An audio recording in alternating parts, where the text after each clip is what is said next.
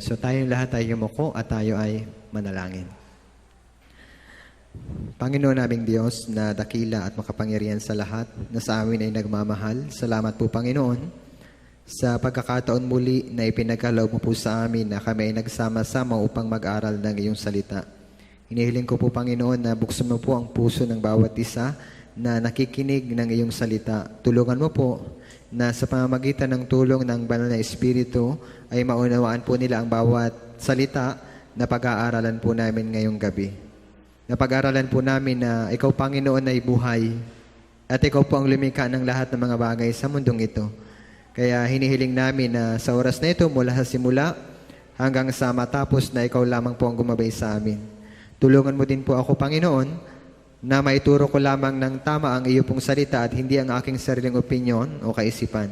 Ipinagkakatiwala po namin sa iyong lahat sa pangalan ni Jesus. Amen. So, muli sa screen po, nandyan yung ating mga Bible verse. Kahit wala kayong Bible na dala, so tingin na lamang po kayo sa screen. Yung unang Bible verse po natin ngayong gabi, so sa Roma chapter 10, verse 17. Sabi dito,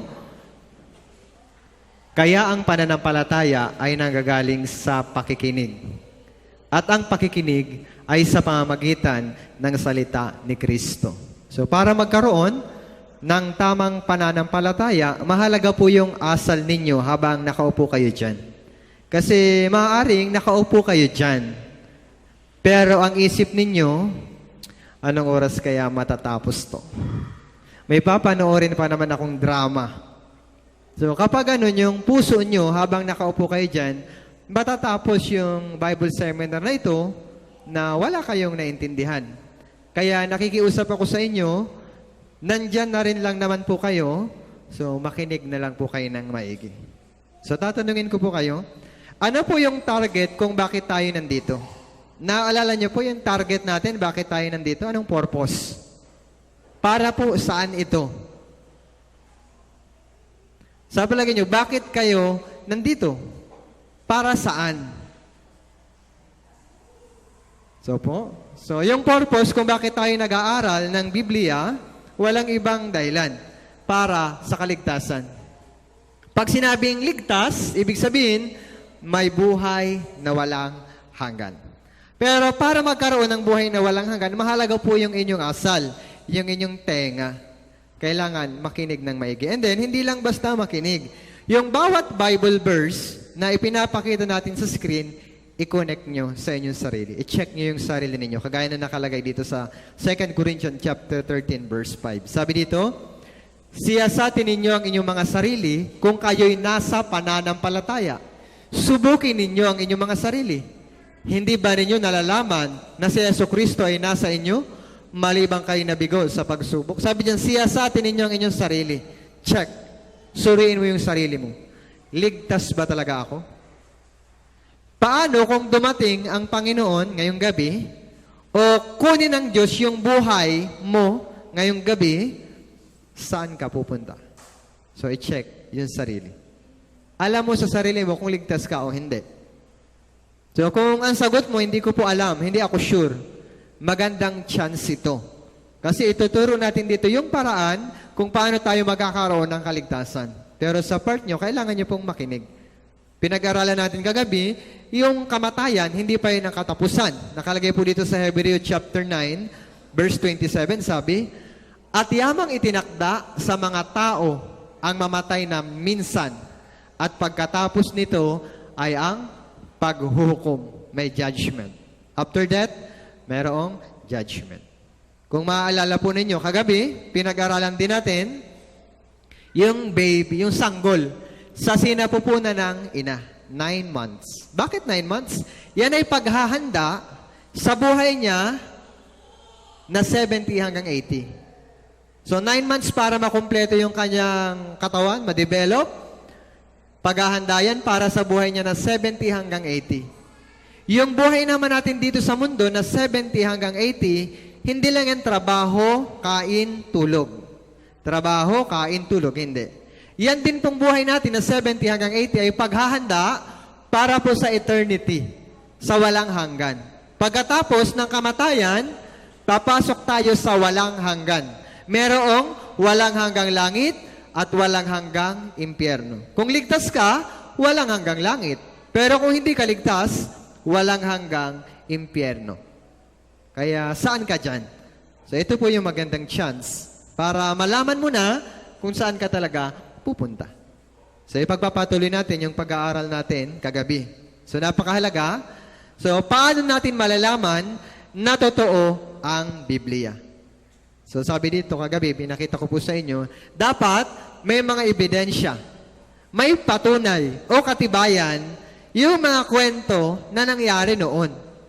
Kung talagang totoo ang Biblia, dapat may mga ebidensya tayo makukuha dun sa nangyari noon. Kagaya ng Eden Garden. Si Eva at Adan. Totoo kaya ito si Adan at si Eva? Sila daw yung unang tao. Tinukso daw ng ahas si Eva at si Adan. And then, pagkatapos niyan, dumami daw ang tao, nagkaroon ng baha, pandaigdigang baha, at tinawag na Noah's flood. Pagkatapos naman yan, isa lang ang wika ng tao kasi 8 lang yung tao dyan na nasave. Nag-iba-iba yung wika ng tao dahil daw dito sa Tore ng Babel. And then, yung mga Israelita, pumili ang Diyos ng isang bayan para ipakita na siya ay buhay. Iniligtas niya yung mga Israelita sa pamamagitan ni Moises, nakalagay sa Biblia, nahati daw yung dagat na tinatawag na Exodus o Red Sea Crossing. Ang tawag dito sa 4 na kwentong yan, 4 major event. Nangyari noon. Kung talagang nangyari yan, dapat merong mga ebidensya, patunay o katibayan. Kung wala, ibig sabihin yung Biblia, peke, hindi siya totoo. So, iisa-isahin natin yung 4 major events na ito ayon sa ebidensya. So, napakahalaga kung ano yung nakalagay sa Bible, paniwalaan natin. Huwag tayo mag-iralay sa ating sariling kaisipan. Pinag-aralan po natin yung kagabi. So, iisa-isahin natin. Una, yung tungkol sa Eden Garden. Yan, halamanan ng Eden. So, ayon sa kwento, nilagay ng Diyos yung unang tao dyan. Tingnan natin, nakalagay sa Biblia sa Genesis chapter 1, verse 27. Sabi dito, kaya't nilalang ng Diyos ang tao ayon sa kanyang sariling larawan. Ayon sa larawan ng Diyos siya, nilalang. Kahapon, binasa natin yung verse na yan. Nilikha ng Diyos ang tao ayon sa kanyang sariling larawan. Pag sinabing sariling larawan, hindi yan physical image, spiritual image. Ang Diyos ay espiritu. Nung nilikha ng Diyos ang tao, inilagay din sa atin yung espiritu na ninirahan yan sa ating katawan. And then, yung unang tao, inilagay ng Diyos doon sa isang halamanan na tinatawag na Eden Garden. Halamanan ng Eden. Tingnan natin. Genesis chapter 2, verse 8. Naglagay ang Panginoong Diyos ng isang halamanan sa silangan ng Eden at inilagay niya roon ang taong kanyang nilalang sa Eden Garden. Yung Eden Garden is isang napakagandang lugar. Lahat ng kailangan ng tao nandoon na. Perfect na lugar para mabuhay ang tao. So, doon nilagay niya roon ang taong kanyang nilalang. Sino yun? Si Adan at si Eva. Inilagay doon sa halamanan ng Eden. And then, doon sa Eden Garden, nagbigay ang Diyos ng kaisa-isang utos sa tao. Unang utos. Tingnan natin sa chapter 2, verse 16 and verse 17. Babasahin ko. Pakinggan niyo pong maigi. At iniutos ng Panginoong Diyos sa lalaki na sinabi, yung lalaki, si Adan. Malaya kang makakakain mula sa lahat ng punong kahoy sa halamanan, subalit mula sa punong kahoy ng pagkakilala ng mabuti at masama, ay huwag kang kakain. Sapagkat sa araw na ikaw ay kumain niyon, ay tiyak na mamamatay ka. Yan ang utos ng Diyos sa tao. Unang utos sa tao. Pag kinain daw nila yung bunga na yung pinagbabawal ng Diyos, anong mangyayari sa kanila? Ano po?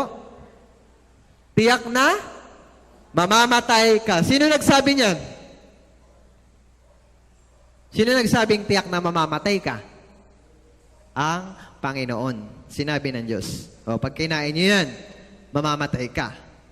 Anong prutas? Hindi yan mansanas. So, sa Bible, walang mansanas na nakalagay. Ang nakalagay, eto po, makakain mula sa lahat ng punong kahoy sa halamanan. Verse 17, subalit mula sa punong kahoy ng pagkakilala ng mabuti at masama. fruit of knowledge of good and evil. Punong kahoy ng pagkakilala ng mabuti at masama, hindi mansanas. Pero sa atin, nakagis na natin kasi sa mga picture, sa mga drama, ang inilalagay ay apple.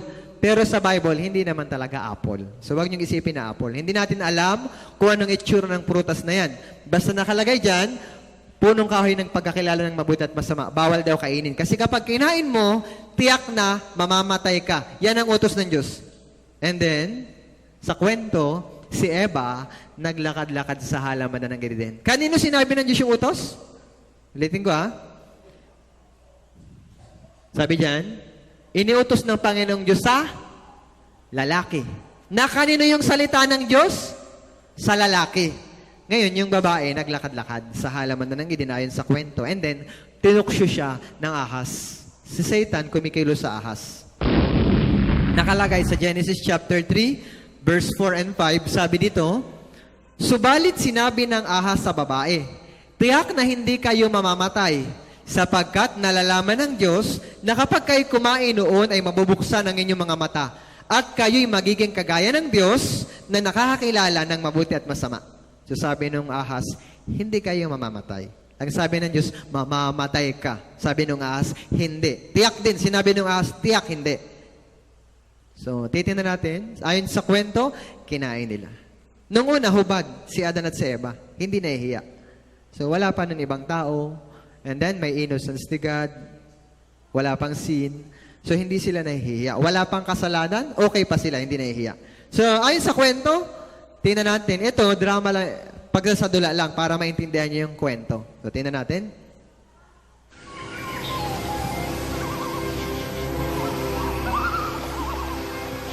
They were naked, but they were not ashamed. In the middle of Eden grew the tree of knowledge, the knowledge of good and evil. And God said to Adam, you can eat the fruit of every tree in the garden save one, the tree of knowledge. Its fruit is forbidden to you. If you eat it, you will die. Now, of all the creatures in the garden, the serpent was the most cunning. The serpent tempted Eve.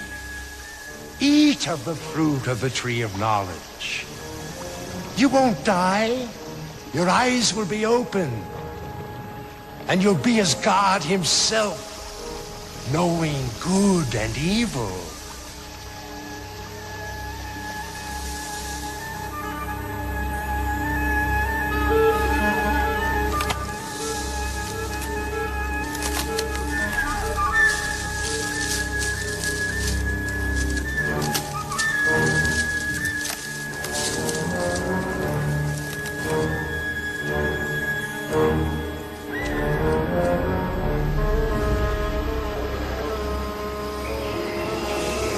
Eve ate the fruit.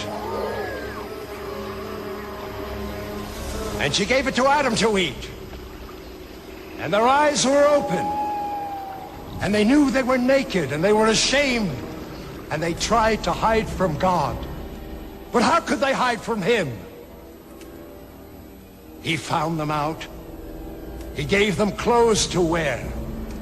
He heard what the serpent had done. God cursed the serpent, saying, on your belly you shall go, and dust you shall eat.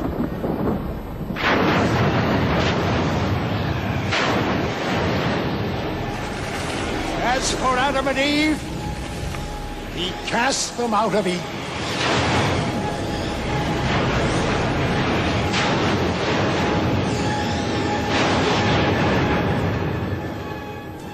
So it was that evil came into the world, and Cain, the son of Adam, killed his brother Abel. So yan, yung kwento doon sa Eden Garden. Kinuha ni Eva. Kumuha si Eva. Binigyan niya rin yung kanyang asawa. Yan. Pareho silang kumain. Ngayon, ayon sa Biblia, so sabi ng Diyos, mamamatay ka. Sabi nung ahas, hindi kayo mamamatay. Pero alam natin, so yung tinutukoy ng Diyos na hindi sila namatay physically nung time na yan, nung kinain nila. Ang tinutukoy ng Diyos na mamamatay yung kanilang kaluluwa. So yung tinusabi ng hindi kayo mamamatay. So ang tinutukoy ni Satan yung kanilang katawan. Yung tinutukoy ng Diyos na mamamatay yung kanilang kaluluwa. Sabi dito sa Ezekiel chapter 18 verse 4, lahat ng buhay ay akin. Ang buhay ng ama at ng anak ay akin. Ang kaluluwa na nagkakasala ay mamamatay. So, pag sinabing namatay yung kanilang kaluluwa, ibig sabihin niya sa Biblia, nahiwalay sila sa Diyos. So, ganito yan. Ang Diyos ay banal. So, nilikha ng Diyos ang tao na buhay ang kanyang espiritu. Pag sinabing buhay ang espiritu, maayos ang relasyon sa Diyos. Pero, ano nangyari? Sumuway sila doon sa unang utos ng Diyos, nagkasala. So, dahil nagkasala, napahiwalay sila sa Diyos. Yan. Ibig sabihin yung kanilang espiritu, namatay. Pag sinabing spiritually dead, hiwalay sa Diyos. Diyan nagsimula yung kahirapan, sakit, pagdurusa, at impyerno. Diyan nagsimula yung kasalanan. Ngayon, gusto ng tao na lumapit sa Diyos. Gusto ng taong pumunta sa langit. Ang problema hindi. May harang. Merong kasalanan. Diyan nagsimula ang kasalanan sa halaman na ng Eden. Nakalagay yan sa Biblia. Tingnan natin. Sa Roma chapter 5 verse 12 sabi dito. Dito sa babang verse sa Roma, kaya't kung paanong sa pamamagitan ng isang tao ay pumasok ang kasalanan sa sanlibutan. At sa pamamagitan ng kasalanan ay ang kamatayan. Kaya't dumating sa lahat ng mga tao ang kamatayan sapagkat lahat ay nagkasala. Sa pamamagitan daw ng isang tao, pumasok ang kasalanan sa sanlibutan. Yung isang tao po, tumutukoy kay Adan. Si Adan yung unang tao. So, ipinanganak ng Diyos, nilikha ng Diyos si Adan, buhay ang kanyang espiritu. Tignan niyo yung picture. Nakatayo, ibig sabihin, buhay ang kanyang espiritu. Pag sinabing spiritually alive, maayos ang relasyon sa Diyos. Pero nung kinain nila yung bunga na ipinagbabawal ng Diyos, anong nangyari sa kanilang espiritu? Namatay. Namatay. Pag sinabing namatay, naging makasalanan. So pag may kasalanan, hiwalay sa Diyos. Kasi ang Diyos ay holy. Ang Diyos ay banal. So pag may kasalanan, may harang. Sa pagitan ng Diyos at ng tao, may harang yung kasalanan. So sabi ng mga tao, bakit kasi inilagay pa ng Diyos yung punong kahoy ng pagkakilala ng mabuti at masama? Ba't pa kasi inilagay ng Diyos yun? Kasalanan ng Diyos. Kasi kung alam naman ng Diyos nakakain ng tao, ba't pa niya inilagay yun? Marami nalilito dyan. Pero dapat maintindihan nyo, yung Eden Garden, nilikha ng Diyos para sa tao. Lahat ng kailangan ng tao, nandun na sa Eden Garden. Hindi na kailangan magtrabaho. Gusto mong kumain, may prutas. Marami mga animals, gulay. Nandun na lahat, perpektong lugar para mabuhay ang tao. Ibig sabihin, ang kailangan na lang gawin ng tao ay magpuri sa Diyos. Lord, thank you sa iyong biyaya na ibinibigay mo araw-araw. Lord, thank you. Yun na lang lagi, magpasalamat. Kasi nandyan na lahat. Ngayon, yung bakit may puno ng pagkakilala ng mabuti at masama, test sa tao. Kung naiintindihan ng tao, yung pag-ibig ng Diyos, ibinigay na sa iyo lahat, dapat sumunod ka sa Diyos. Naiintindihan niyo? Kasi kung naiintindihan mo, nasa iyo na lahat, dapat sumunod ka. Meron tayong free will, may kalayaan. Pwede kang sumunod, pwedeng hindi. Pero ginamit ng tao yung kalayaan na yon sa pagsunod sa demonyo, kay Satan. Naintindihan nyo? Halimbawa, yung bata. May bata, 10 years old. Sabi nung ng nanay, bumili yung nanay ng 5 pirasong mansanas. Sabi nung nanay, anak, eto, 5 pirasong mansanas. Tirahan mo ang papa mo. Paano ko yung bata inubos lahat? Hindi niya naintindihan. Parang hindi niya naintindihan yung pag-ibig ng magulang. Parang wala siyang pakialam sa tatay niya. Inubos niya lahat yung mansanas. Naintindihan nyo? Parang ganyan. So, yung po ay test sa tao. Kung mahal mo ang Diyos, dapat sumunod ka sa Diyos. Ibinigay na sa iyo lahat Pero ginamit nila yung kalayaan na yun na sumunod sa demonyo, sa ahas, kay Satan. Ngayon, anong epekto nito sa atin?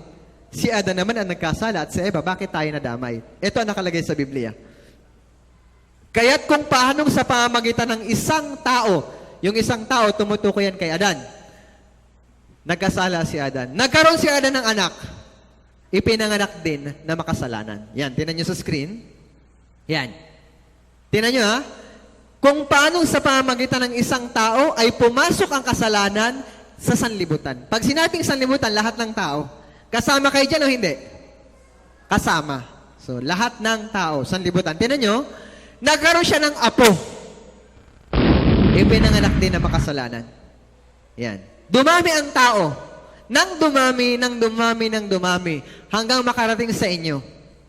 Sa atin, ipinanganak tayong makasalanan. Parang ako, ang apelyido ko, Umandal. Nakuha ko yon sa papa ko. Nakuha naman ng papa ko sa lolo ko. Nakuha naman ng lolo ko sa tatay ng lolo ko. Nakuha naman ng tatay ng lolo ko sa lolo ng lolo niya. Pataas. Sa ayaw at sa gusto ko, ipinanganak ako sa apelyidong Umandal. Kahit inaasar ako ng mga kaklase ko, umandar, wala akong magagawa. Yun na yun eh, ipinanganak ako ganun. Ganun din dito. So, ipinanganak tayong makasalanan. Ulitin ko yung Bible verse, tinan niyo po, napakahalaga. Kaya't kung paanong sa pamamagitan ng isang tao, yung isang tao, tumutukoy po yan kay Adan, ay pumasok ang kasalanan sa sanlibutan. Pag sinabing sanlibutan, lahat ng tao. Kasama kayo dito, hindi? Kasama. At sa pamamagitan ng kasalanan ay ang kamatayan. Kaya't dumating sa lahat ng mga tao ang kamatayan sapagkat lahat ay nagkasala. Isang tao lang, pero lahat ay nagkasala. Nadamay na tayong lahat sa ayaw at sa gusto nyo. Meron tayong binhi ni Adan. Meron tayong sinful nature galing kay Adan. Meron tayong binhi ng kasalanan. Naunawaan nyo po? Sa fourth session, ipapaliwanag ko yan ng malinaw sa inyo. So, diretso tayo doon sa kwento ng Eden Garden. Pinalayas ng Diyos si Adan at Eva doon sa halaman ng Eden. So, totoo kaya ito? Nasa ang lugar ang halaman na ng Eden? Bakit hindi na natin nakikita ang halaman na ng Eden? May mga ebidensya ba na nagpapatunay na totoo ito? Sasagutin natin ito isa-isa. Ngayon, titingnan natin, kung Biblia talaga ay totoo, dapat may mga sagot sa tanong na ito. So, isa-isahin natin. Totoo kaya ito? Nasa ang lugar ang Eden Garden? So, titingnan natin sa Biblia. Balikan natin ang Biblia. Sa Genesis chapter 2, verse 10 to 14, malalaman natin kung nasaan yung Eden Garden. Tingnan niyo po. May isang ilog na lumabas mula sa Eden upang diligin ang halamanan. At mula raw ay nahati at naging 4 na ilog. Ang pangalan ng una ay Pishon, ang pangalan ng ikalawang ilog ay Gihon, ang pangalan ng ikatlong ilog ay Tigris, at ang ika-4 na ilog ay ang Euphrates. Binanggit sa Biblia yung 4 na ilog doon sa Eden Garden. Yan. Pishon, Gihon, Tigris, at Euphrates. Minsan tinatanong ako dati, nasaan yung Eden Garden? Nasa langit o nasa lupa? Sabi ko, nasa langit. Kasi wala naman akong ebidensya. Yun yung naririnig ko. Nasa langit daw yung paraiso. Pero pag tinanong mo ko, paano mo nasabing nasa langit? Wala akong maibigay na ebidensya. Hanggang sa nalaman ko yung katotohanan sa Biblia. Ito nakalagay sa Bible. Yung Eden Garden, meron daw 4 na ilog. At may pangalan yung 4 na ilog. Titingnan natin, kung totoo yung Eden Garden, dapat malalaman natin yung lokasyon. Titingnan natin sa mapa, yung lokasyon ng Eden Garden. Ito yung Pilipinas, ito yung Korea, nandito yung Eden Garden. Sa malapitan, nasa Middle East, ito po, sa Iraq. Tigris, nandan yung 2 ilog, Tigris and Euphrates. Sa high school siguro yung pinag-aralan, yung tinatawag na Mesopotamia. Yung lupain sa gitna ang 2 ilog. Mesopotamia ang tawag dito. Diyan nagsimula yung kasaysayan ng tao. Sa Iraq. Iraq, Saudi, Turkey, Iran, magkakalapit po yan, Egypt. Ang tawag diyan, gitnang silangan, Middle East. So, nakita natin yung evidence, 2 ilog. Nandyan. Nawawala yung 2. Asa na yung 2? So, noong 1981, yung Space Shuttle Columbia, kinunan nila yung picture yung ilalim ng buhangin. Di ba? Nagkasala sila ng Eva, pinalaya sila ng Diyos sa Eden Garden. And then, ibinao ng Diyos sa ilalim ng lupa, yung Eden Garden. Yung bakas ng 2 nawawalang ilog, nakita po ng mga archaeologist.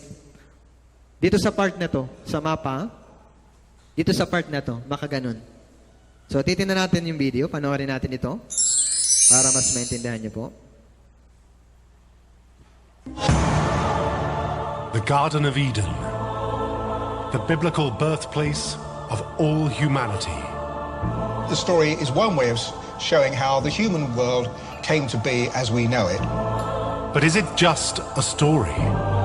Or did Eden really exist?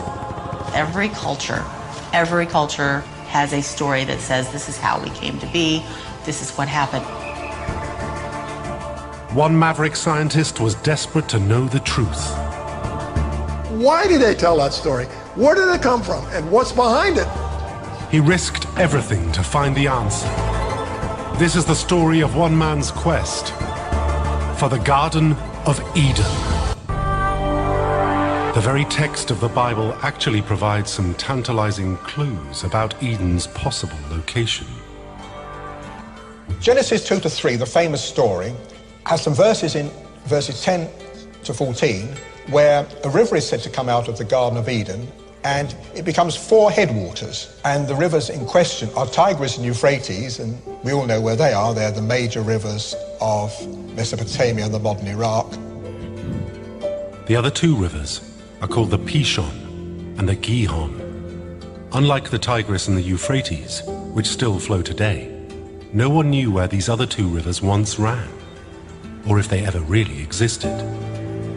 Locating these 2 rivers and where they joined with the Tigris and Euphrates to form the famous 4 headwaters was the key to unlocking the mystery of Eden's position.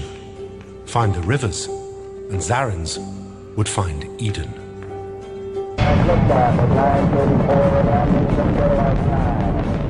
About the time that Zarins was in the thick of his quest, a revolutionary new technology came online. Satellite imagery. NASA had recently launched Landsat, a satellite designed to photograph the planet in its entirety for the first time. Today, this kind of imagery is commonplace, but in the 1980s, it was revolutionary. A careful study of the images revealed a shocking revelation. A river, or more specifically, a dry channel snaking through eastern Saudi Arabia. It clearly marked where a river would once have flowed. Now, as well as the Tigris and the Euphrates, he had found a 3rd river, the Pishon. The river originates in northwest Saudi Arabia. It's called the Arima, and it has multiple branches, and it comes down, comes around a little bit, then it starts swinging north, and now the Arabs call it the Wadi Button, belly button river. And it comes around and it makes a huge delta by Kuwait. Then they said, oh, the Gihon, it comes out of the land of Kush. And they go, well, now, he was explaining to you that Kush is another word for Iran. See? You have to know that. As it happens, there is a major river that still flows out of the Zagros Mountains, the land of Kush. Today, it is called the Karun. The Karun River, which comes out of Iran, is still there, still carries water, comes out of the Zagros. Until it was dammed in the 1970s, it too connected with the Tigris and the Euphrates, at the exact place where the newly discovered Pishon also joins. These rivers form the so-called 4 headwaters that flowed southward to form one great river. Zarins believed this was the location of the Garden of Eden. So, meron tayong evidence. Kilala nyo si Ed Lingao?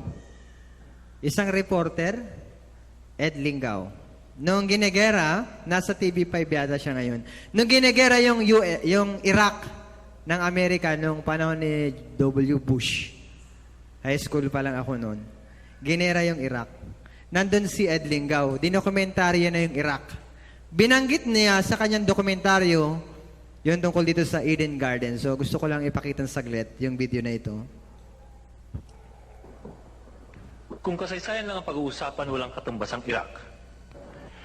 Dito nagtatagpo ang ilog Euphrates at ang ilog Tigris.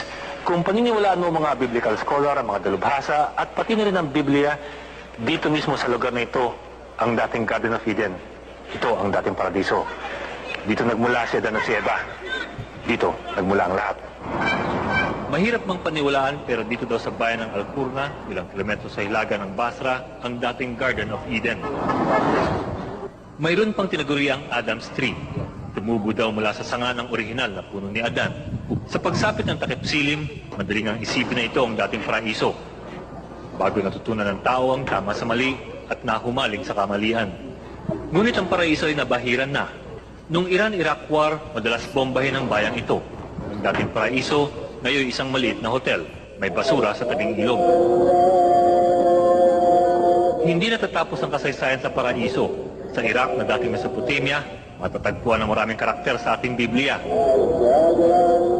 Si Abraham, si Jonah na nilulun ng balyena, pati si Noah at ang kanyang arko.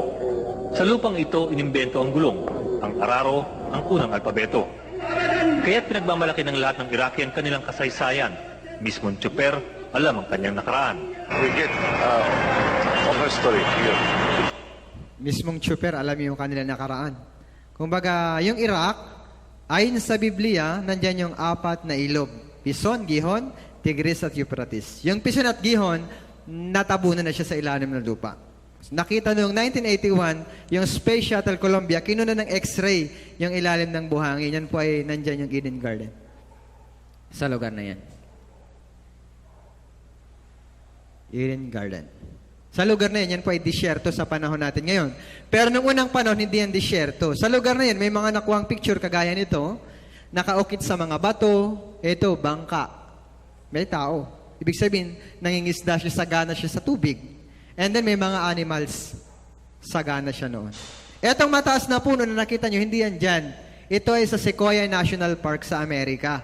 Nilagay ko yan dyan kasi masabi natin na ganyan kalalaki ang puno noon. Doon sa Eden Garden. Kasi perpekto ang klima noon. Sa katunayan, binanggit ng Biblia, may mga dambuhala na nilikha. May mga nilalang na dambuhala. Kagaya ng dinosaur. Walang dinosaur sa Bible na salita. Pero may kita mo, malalaking hayop. So, tumutukoy na po yan dyan. Yung mga nahukay, kagaya nito. Yan. Kagaya niyan. Yan.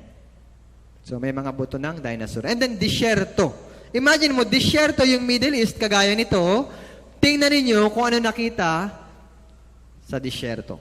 So, check natin yung mga archaeologists.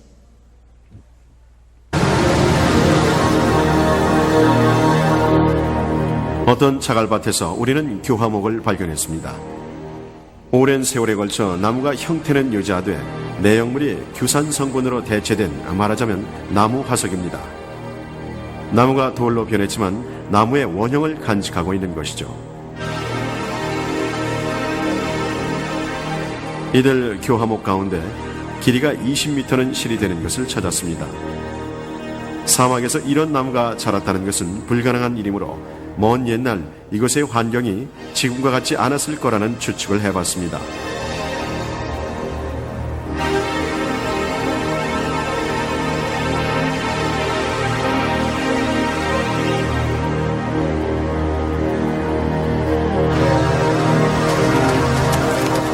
우리는 이 자갈밭에서 또 다른 화석을 찾았습니다. 이번에는 동물의 화석 같았습니다.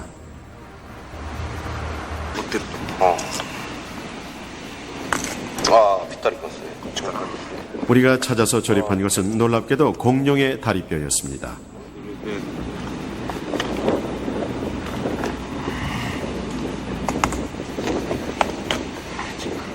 이곳 지하에는 대단히 큰 교화목과 공룡의 화석을 포함하는 지층이 있다는 얘기가 됩니다. 이 화석들은 이 일대에 한때 커다란 나무들과 공룡이 살았었다는 분명한 증거라고 할 수 있으며, 그렇다면 그 옛날 이곳은 물과 비가 충분했던 곳이었다고 할 수 있습니다. 우주 공간에서 사하라 사막을 봄으로써 이곳은 한때 물이 풍부했던 지역임을 알 수 있습니다.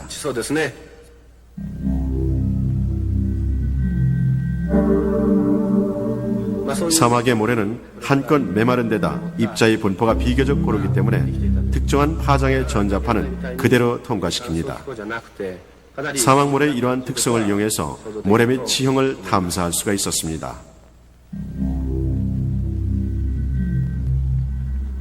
전파는 6m쯤 되는 모래층은 통과했지만 이내 그 밑에 있던 모함에 반사됐던 것인데, 보시는 것이 사막이 되기 전 이곳의 지형입니다. 모래 벌판 밑에서 강물이 흘렀던 흔적들이 나타납니다. 나일강에 비길 만한 큰 강들이 하나도 아니고 여럿씩 있었다는 얘기입니다. 오늘날 모래구름과 모래폭풍 속에 있는 사막을 보자면 언뜻 수긍이 안 가는 얘기입니다. So makita natin, archaeologically, may evidence na nandyan talaga yung Eden Garden. Ibig sabihin yan, totoo ang Biblia. Archaeologically, meron tayong ebidensya. Yung lugar na yun, disyerto, pero may malalaking puno. Sa panahon natin ngayon, meron talagang malalaking puno, kagaya nito. Tingnan niyo to. Ilang tao yan? Siyam. 12 days. Ginugol nila para patumbahin yung puno na yan. 9 na tao. Napakalaki niyan. Pag umakyat kayo sa Mount Isarog, sino sa inyo nakaakyat? 3 tayong pa ganito. Meron pang ganyang kalaking puno. Pag nakapunta ka dun sa mataas-taas na po, nakaakyat na ako dyan. 3 pa ganito tayo. Ito siya, mas malaki. So, noong unang panahon, perpekto ang klima. Kaya may malalaking puno, malalaking hayop, mahaba ang buhay ng tao. Yung tutubitin na nyo, 1 meter, yung dragonfly, 1 metro. Ngayon, ganito lang yung tutubi. So, may kita natin, yung tao, tinan nyo, may mga higante noon nakalagay sa Biblia. Yung tuhod niya, ayan na hanggang dyan siya. Yung fossil na nakuha. Ngayon, ano nangyari doon sa Eden Garden? Makikita natin dito sa verse nito yung clue kung nasaan yung Eden Garden. Sabi dito, sa Ezekiel chapter 31, verse 18, sino sa inyo ang gaya ng punong kahoy sa Eden, sa kaluwalhatian at sa kadakilaan?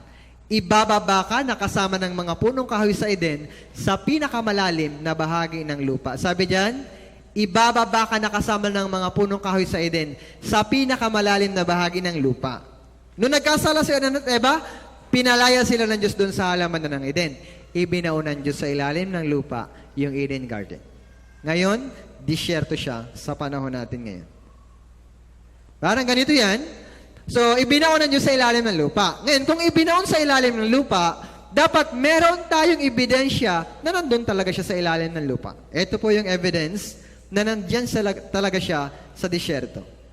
So, ibinaon ng Diyos, malalaking hayop, malalaking puno, ibinaon sa ilalim ng lupa. Kagaya niyan. So, yung evidence na nandyan yan, so yan ay Middle East, gitnang silangan. Sa Middle East, sa ilalim ng lupa, kusang lumalabas yung krudo. Nandiyan yung 70% ng langis sa buong mundo sa Middle East. Yung mga gasolina, dyan tayo kumukuha ng langis para patakbuhin yung sasakyan, eroplano at barko sa gitnang silangan. Pag hinuka yan, bakit may krudo? Yung krudo nanggalingan sa nabulok na hayop. Kumatas na hayop. Dapat dito sa atin maraming ganyan kasi marami tayong animals tsaka puno. Sa Middle East, wala kasi disyerto yon. Pero bakit sa ilalim ng lupa, kusang lumalabas yung langis? Dahil po sa Eden Garden. Yung malalaking puno, mga higanting hayop. Kaya dyan po sa lugar na yun, makikita nyo, may mga mina ng langis. Lalo na dito sa part na to. Yung tinuro ko sa inyo kanina, parang poso. Kinukuha niya yung langis sa ilalim ng lupa. Yan. Tambak po yan sa lugar na yan, sa Middle East. So, yan. Yan po ang top oil producer sa mundo.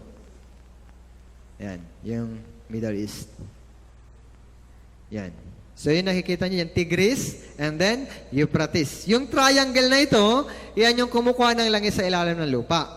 Yan po ay ebidensya na totoo ang Biblia. Naintindihan niyo po? Hindi kayo naniniwala?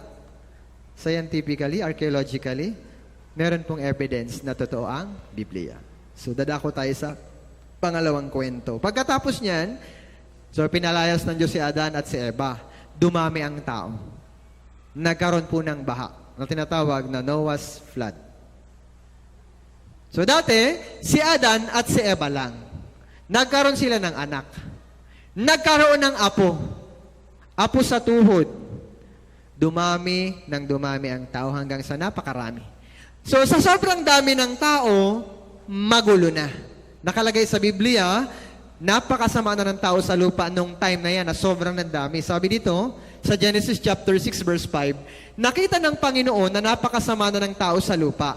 At ang bawat haka ng mga pag-iisip ng kanyang puso ay palagi na lamang masama. Yung mga tao, nagpapatayan, sumasamba sila kung saan-saan, hindi sila lumapit sa Diyos.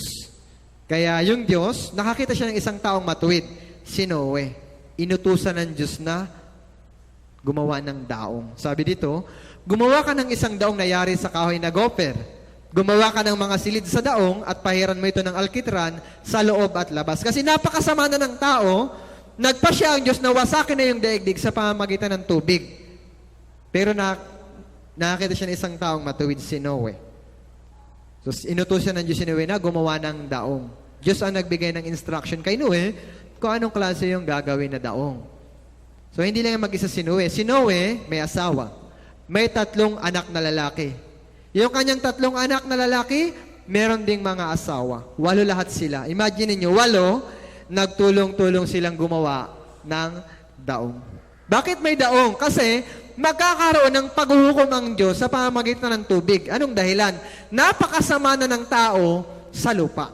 Galit ang Diyos sa kasalanan kasi ang Diyos ay banal. Ngayon, habang ginagawa yan ni Noe, nangangaral siya dun sa mga tao. Kagaya na nakalagay sa Biblia, tingnan natin 2 Peter chapter 2 verse 5. Sabi dito, at kung paano ang matandang daigdig ay hindi niya pinatawad, bagamat iniligtas si Noe na tagapangaral ng katwiran, kasama ng 7 iba pa. Tingnan niyo po iniligtas si Noe, kasama ng 7 iba pa. Ibig sabihin, 8 sila. Noong ang daigdig ng masasamang tao ay dinalhan ng baha. Tagapangaral ng katwiran. Tagapangaral. Tinawag si Noe na tagapangaral. Ibig sabihin, ng tagapangaral, habang wala pa yung baha, yung paghuhukom ng Diyos, nagbigay siya ng babala sa mga tao. Nangaral siya. May baha. Paparating ang paghuhukom ng Diyos. Kailangan yung maligtas. Pumasok kayo sa daong. Sabi ng Diyos, bawat pares ng hayop na may hininga sa kanilang ilong na nabubuhay sa ilalim sa ibabaw ng lupa, pumasok po sa daong. Yung mga animals, pumasok sa daong. Yung mga tao, nangaral din si Noe. Pumasok kayo sa daong. May baha. Pero tinan niyo yung mga tao, nakatawa lang. Sabi nila, baliw to si Noe. Bakit? Nung time na to, walang ulan. Hindi pa nagpapaulan ng Diyos.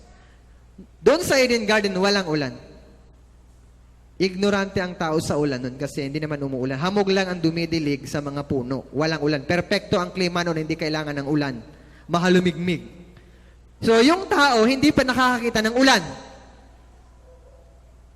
At yung daong ginagawa sa tuktok ng bundok. Ignorante yung tao sa ulan. So, nagpapasalamat ako, hindi ako nabuhay nung time na yan. Nasabihin ko rin, baliw si Noe. So, yung mga tao, hindi nila pinaniwalaan si Noe. Pumasok kayo! Magkakaroon ng paghuhukom sa mga tao. Imposible! Baliw ka! Yun na nasa isip nila. Pero hindi nila inaasahan, nagkatotoo yung salita ng Diyos kay Noe. Bumagsak yung unang ulan. Anong ginawa nila? Tumakbo sila sa daong. Nakalagay dito sa Biblia, sa 6 na raang taon ng buhay ni Noe, sa 17 araw ng 2 buwan ng araw na iyon, umapaw ang lahat ng bukal mula sa malaking kalaliman. At ang bintana ng langit ay nabuksan. Umulan sa ibabaw ng lupa sa loob ng 40 araw at 40 gabi. Tingnan niyo po, 40 days and 40 nights umulan. Saan ang galing ang tubig? Ang lahat ng bukal mula sa malaking kalaliman. Alam niyo ang bukal? Meron ba ditong bukal? Sa Sipokot may bukal. Doon sa mama ko sa Alseno. Kusang lumalabas sa ilalim ng lupa, yung tubig, nabuksan yun. Ang daming lumabas na tubig. At hindi lang yun, ang mga bintana ng langit ay nabuksan. Mamaya, ipapaliwanag ko yung tubig. May bintana ng langit, yung water layer sa mundo na pumoprotekta sa atin sa sinag ng araw. Bumagsak yun sa lupa. So, yan. Yung mga fountains. Yan. Bukal. Nabuksan. Diyan ang galing yung tubig ng baha. At ito po nakaka-ano sa Biblia. Tingnan niyo po sa Genesis chapter 7 verse 16. Ang mga sumakay ay lalaki at babae ng lahat ng laman. Pumasok sila gaya ng iniutos sa kanya ng Diyos. At siya'y ikinulong ng Panginoon sa loob. Ikinulong ng Panginoon sa loob. Ikinulong. Halimbawa kayo, ikinulong ko kayo dito. Sino ang may access para buksan kayo? Ako. Kasi ako ang nagkulong. Ibig sabihin, ako ang may hawak ng susi. Ngayon, kung may gustong pumasok, mapapapasok nyo? Halimbawa, may nagmamakaawa sa inyo sa labas, papasukin mo kami, papasukin! Mapapapasok nyo? Hindi. Bakit? Ako ang nagkulong sa inyo. Naintindihan nyo? Depende, kung bubuksan ko ang pinto, makakapasok kayo. Naintindihan nyo po? Ganon din dito. Sabi dyan, siya'y ikinulong ng Panginoon sa loob. Ibig sabihin, tinan niyo yung mga tao sa labas, nagmamakaawa, iligtas mo kami, Noe! Papasukin mo kami! Pero walang access si Noe. Diyos kasi ang nagkulong eh. Dapat Diyos ang nagsara, Diyos din ang may karapatang magbukas. Kahit gustong pumasok ng mga tao, wala nang magagawa si Noe. Dapat, noong nangangaral pa si Noe, pumasok na sila. Huli na ang lahat. Sinara na ng Diyos yung pinto. Diyos po ang nagsara ng pinto. Wala na silang magagawa. Naintindihan nyo? Dapat noon pa, sinayang nila yung pagkakataon. Ano nangyari? Yung daong po, nagpalutang-lutang gawa sa kahoy na gofer. Kahoy na gofer. Pinag-aralan ng mga scientist, kahoy na gofer, hindi basta-basta pinapasok ng tubig. Yung kahoy na gofer. Yung mga tao po, tulong! Tulungan mo kami! Sabi ng Biblia, at dumagsa ang tubig sa ibabaw ng lupa at inapawan ang lahat ng matataas na mga bundok na nasa silong ng langit. Ang tubig ay umapaw sa mga bundok sa taas na 15 siko. Dumagsa ang tubig sa ibabaw ng lupa. Inapawan lahat ng matataas na mga bundok. Kahit magaling kang lumangoy, wala ka dyan, hindi ka dyan makakaligtas. Namatay ang mga tao. Sobrang sama na ng tao. Ayaw ng Diyos ng kasalanan. Ayaw magsisin, ayaw pumasok ng tao sa daong, natanggap nila yung kaparusahan ng Diyos. Para mas maintindihan natin, panoorin natin to.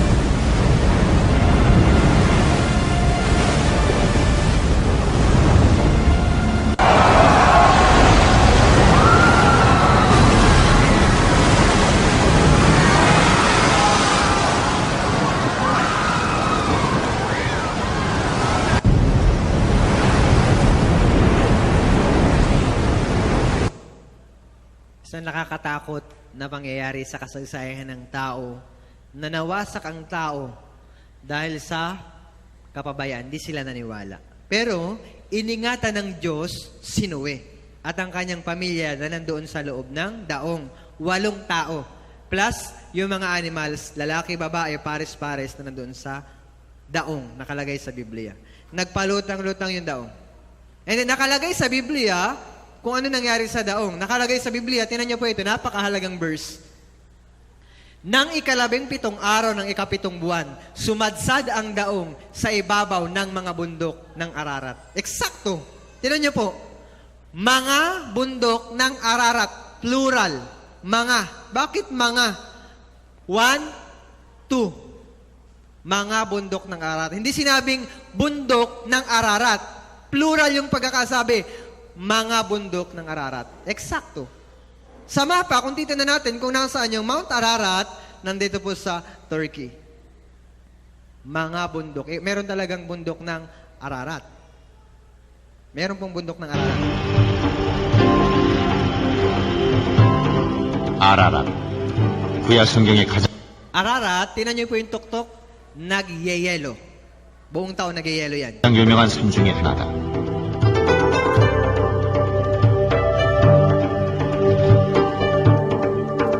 창세기에 의하면 노아의 방주가 멈춘 곳이 이 아라랏이다.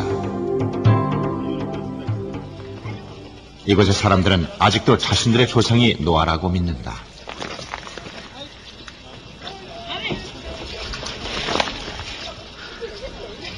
Villages here, which is it we call it for the Noah's Ark? Is it maybe, for example, is it Noah's village site here? But is it the time of the old time ago, for the many years ago, and they have for the like Noah's family site? Is it? 마을의 한 소년이 말을 끌고 아라랏으로 올라가고 있었다.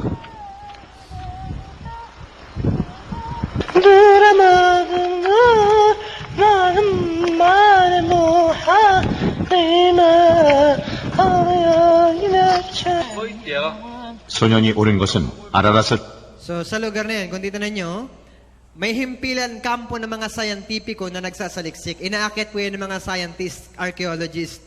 탐사하는 학자들의 베이스 캠프였다. 아라랏은 고고학자, 신학자, 지질학자들의 큰 관심거리다.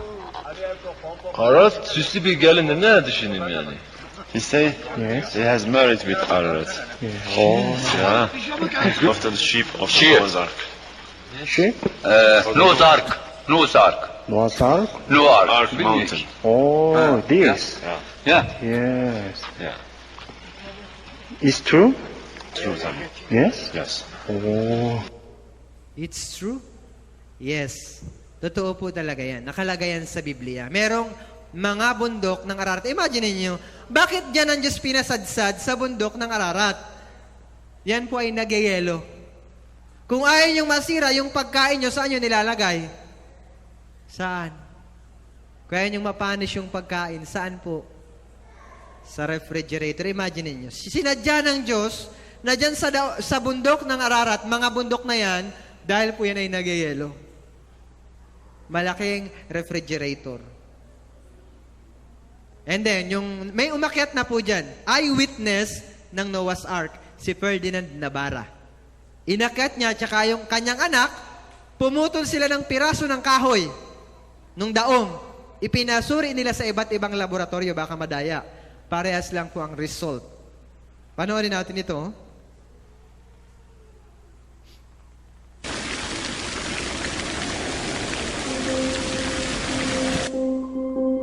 Ang programang ito ay magbibigay sa atin ng kaalaman na magbibigay liwanag sa mga katanungang nagpalito sa mga dalubhasa ng kasaysayan. Totoo nga kaya ang Noah's Ark? Naroon pa ba kaya ito sa mga bundok ng Ararat? Ang kwento ng daong ni Noe at ang pandaigdigang baha na lumipol sa mga tao noong unang panahon, sa wakas ay may kalinawan na. Tayo ngayon ay maglalakbay upang hanapin ang mga kasagutan sa mga katanungang ito. Sa kalagitnaan ng 1950s, sa wakas ay nagbigay ang bundok ng kauna-unahang pisikal na pahiwatig para sa ika-20 siglo. Ito ang nagsilbing umpisa ng sunod-sunod na makabagong pagsisikap upang matunton ang sekretong kinaroroonan ng daong ni Noe. Isang French demolition engineer na ang pangalan ay Fernand Navarra ay unang naging interesado sa daong. Iniwan ako ng mga British guide sa ibaba pa lamang ng bundok, kaya't nagsumikap akong magpatuloy ng mag-isa. Hindi ko natagpo ang nakalabas ang daong, subalit nakita ko talaga ang isang napakalaking maitim na bagay sa ilalim ng makapal na yelo. Alam kong kailangan kong bumalik upang tuklasin kung ano iyon. Bumalik nga siya noong July 1955 kasama ang kanyang binatang anak na si Rafael. Ang nakikita natin ngayon dito ay ang aktwal at tunay na pangyayaring kinuna ni Fernand Navarra at ng kanyang anak sa kasagsagan ng kanilang paglalakbay. Noong 1955 ay mas mainit na taon at natutunaw ang mga yelo. Alam ko na kung may pagkakataon akong maabot ang daong, ay ito na iyon. Si Rafael ang unang nakakita ng isang bagay. Maingat na ibinaba ni Navarra ang kanyang sarili sa ilalim ng isang matarik na bitak na nasa taas na 13,500 talampakan. Ang kahoy ay madaling makita, ngunit ito'y matigas na nakabaon sa yelo. Pumutol si Navarra mula sa yelo ng 5 talampakan na mahabang piraso ng kahoy. Pinangarap ko ang sandaling ito, ako at si Rafael ay tuwang-tuwa na para bang Pasko. Isang maipagmamalaking sandali at katuparan ng inaasam-asam na kahilingan. Pero ito ba'y talagang kahoy na mula sa daong ni Noe? Napag-alaman na ang kahoy na natagpuan ni Navarra ay hindi tumutubo sa bundok ng Ararat. Sa katunayan ay walang kagubatan sa loob ng 300 milyang nakapalibot sa bundok. Si Navarra mismo ang nagpasuri sa kahoy sa 3 magkakaibang laboratorio at ipinaalam sa kanya na ang kahoy na ito ay halos 5,000 taon na ang tanda, maliwanag na sumasang-ayon sa bahang isinasalaysay ng Biblia. Bible scholars say somewhere out here in eastern Turkey, Mount Ararat has long been the favorite theory. Now, a group of Turkish scientists and Noah fans, the evangelical Christians from Hong Kong, claim they found chunks of his eponymous ark. Wooden chambers still intact, up here 2.5 miles above sea level. Good morning, America. Nick Watt, ABC News.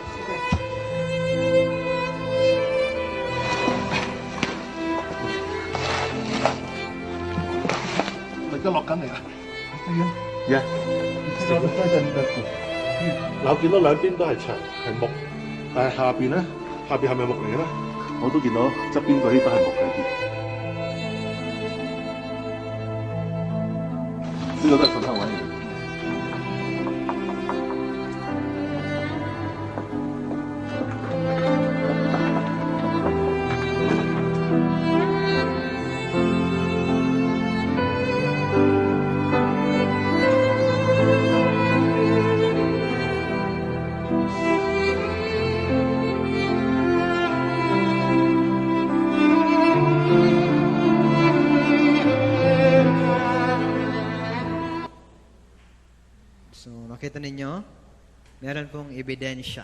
Kahoy na gufer, pinasuri sa iba't ibang laboratorio, evidence. Totoo po ang Noah's Ark, Noah's Flood. Dahil sa kasalanan ng tao, nagkaroon ng pandaigdigang pagbaha. So, punta tayo, mga katanungan tungkol sa nangyaring baha. Meron ba talagang bundok ng Ararat? Meron, nasa Turkey. Ang daong ba ay nasa bundok ng Ararat? So, nakita na natin. Saan ang galing ang tubig ng baha? So, kanina, binanggit sa Bible. Yung bukal at yung bintana ng langit na buksan. Saan napunta ang tubig ng baha? Mamaya, isi-check natin.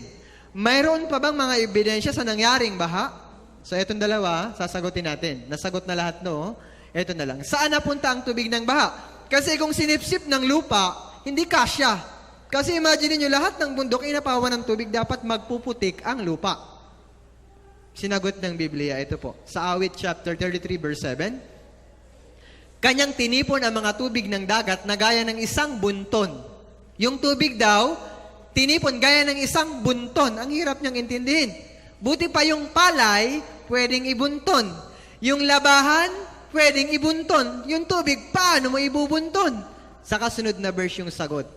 Sa pamamagitan ng hininga ng Diyos ay ibinigay ang yelo at ang malawak na tubig mabilis na mabuo. Ibig sabihin, pinatigas ng Diyos yung yelo ng Noah's Flood. Nandun sa North Pole and South Pole. Alam niyo yung North Pole and South Pole? Nandiyan po yung mga yelo, yung tubig nung panahon ni Noe. Yan, kabundukan po ng yelo yan. Sabi ng mga scientist, kapag natunaw yan, tataas ulit yung tubig sa dagat. Ayan. Yan. Napakalawak po niya nakabundukan ng yelo. Yan ay ebidensya.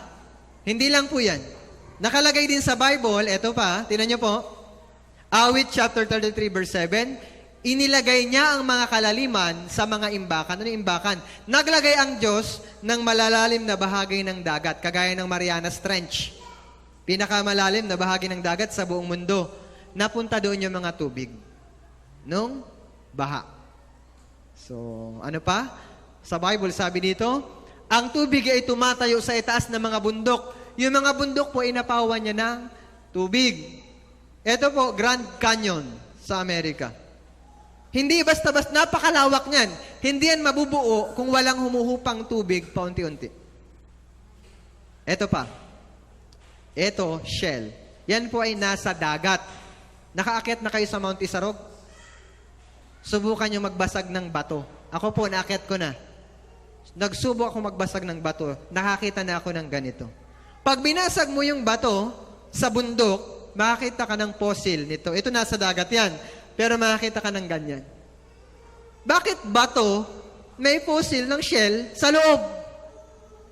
Paghupa po ng tubig, naiwan na sila doon sa bundok. Naintindihan niyo po? Fossil.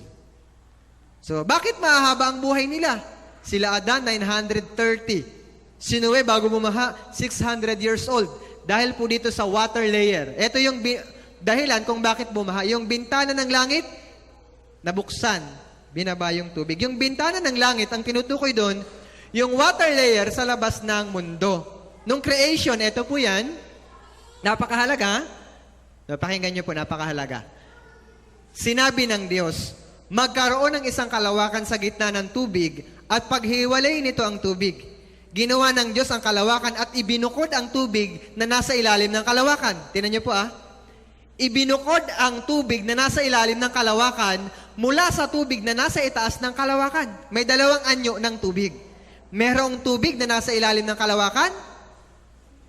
Merong tubig na nasa itaas ng kalawakan. Ito po yan, para mas maintindihan ninyo. So, ito yung atmosphere. Binanggit, tubig na nasa itaas ng kalawakan. Yan yung water layer na pumaprotekta sa atin sa sinag ng araw. Hindi direktang tumatama sa atin ang sikat ng araw noon. Ito yung tubig sa ilalim ng kalawakan, yan yung dagat. Bukod sa dagat, yung mundo, may water layer sa labas. Para protektahan tayo mula doon sa delikadong sinag ng araw. Noong panahong yan, wala pong ulan. Perpekto ang klima. Pero nung baha, ibinagsak po yung water layer na yan na pumaprotekta sa atin sa sinag ng araw. Para mas maunawaan nyo, ito yan.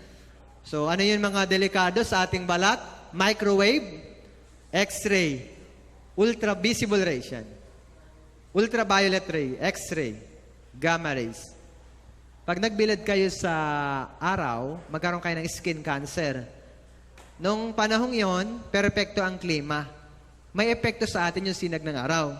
Kahit bata pa kayo, kung lagi kayo nagbibilad, magmumukha kayong matanda. Tingnan niyo yung mga nagtatrabaho sa palayan. Bata pa lang, mukha ng matanda. Kasi exposed sa sinag ng araw. Pero kung matanda ka at pa-aircon ka lang, nasa office ka lang, mukhang maayos yung mga kutis. Mukhang bata, pero matanda na. So, nung time po na yan, umikli yung buhay ng tao pagkatapos ng baha. May epekto sa atin. Tingnan nyo yung bago bumaha. So, ang lahat ng mga naging araw ng buhay ni Adan ay 930 taon. Lahat na naging araw ni Seth, yan yung anak ni Adan, 912 taon. Ang lahat na naging araw ni Enos, 905 taon. Ang lahat na naging araw ni Kenan ay 910 taon. 930, 912, 905, 910. Sabi ng mga tao noon, imposible. Hindi na ako naniniwala sa Bible kasi grabe naman ang buhay ng tao noon. Totoo yan. Kasi perpekto pa ang klima noon. So kung tignan nyo yung lifespan ng tao bago bumaha, si Adan, nasa 900. Noah, pagkatapos ng baha, biglang bumaba yung buhay ng tao. Umikli. Kahapon, pinag-aaralan natin yung time ni King David, nandito na tayo. 70 to 80, below 100. Bihira na lang yung sumobra ng 100. Naintindihan niyo po?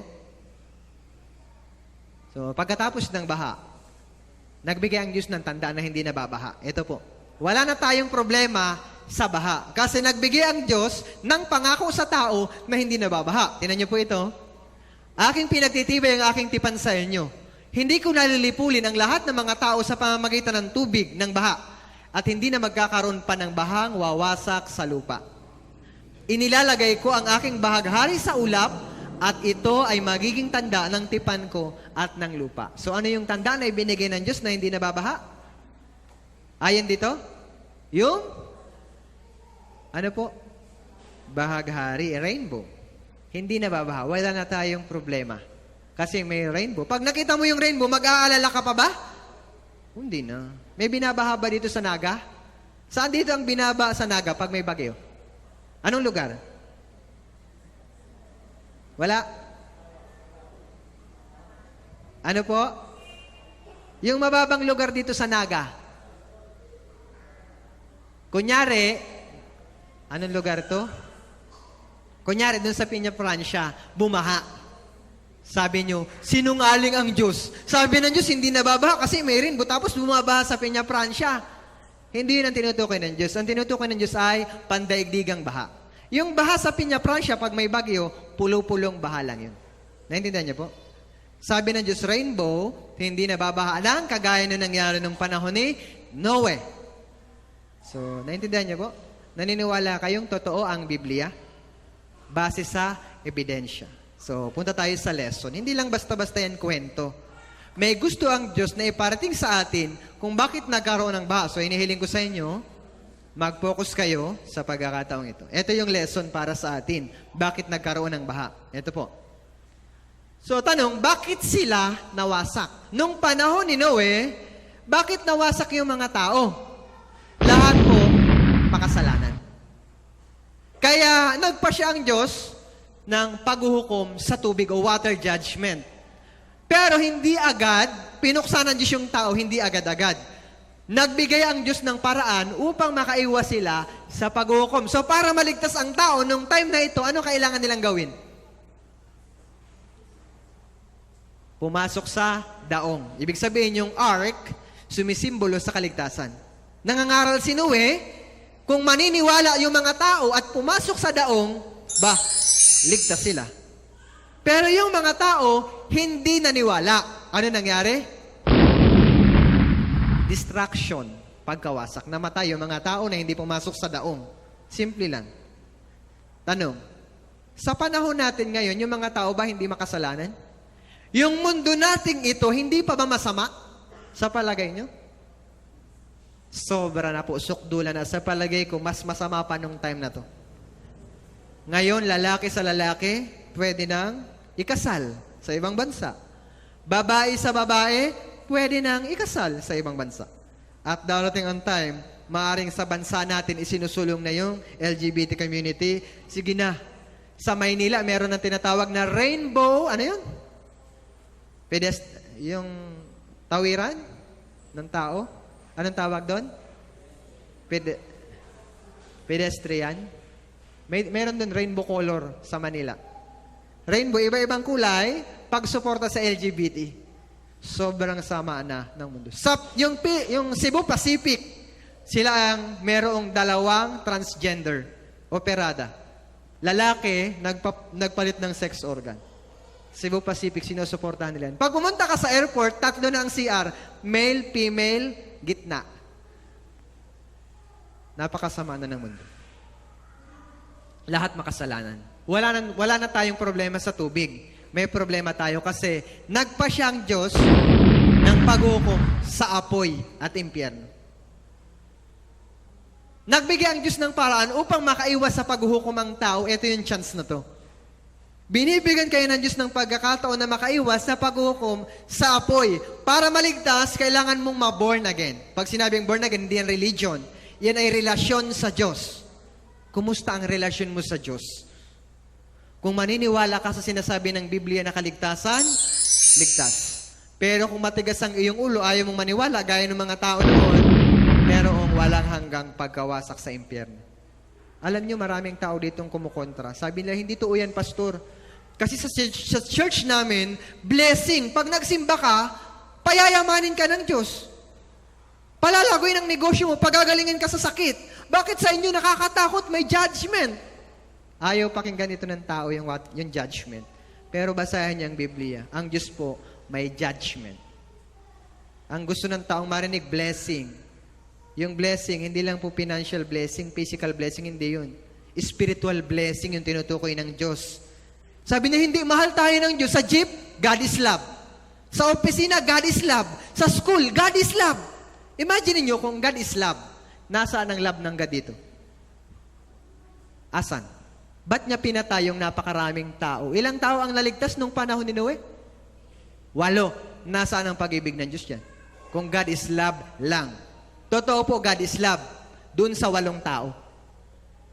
Naranasan nung 8 yung God is love dahil naniwala sila sa Diyos. Pero yung mga hindi naniwala, naranasan nila yung God is hukom o justice. Nakalagay sa Biblia, tingnan niyo ito.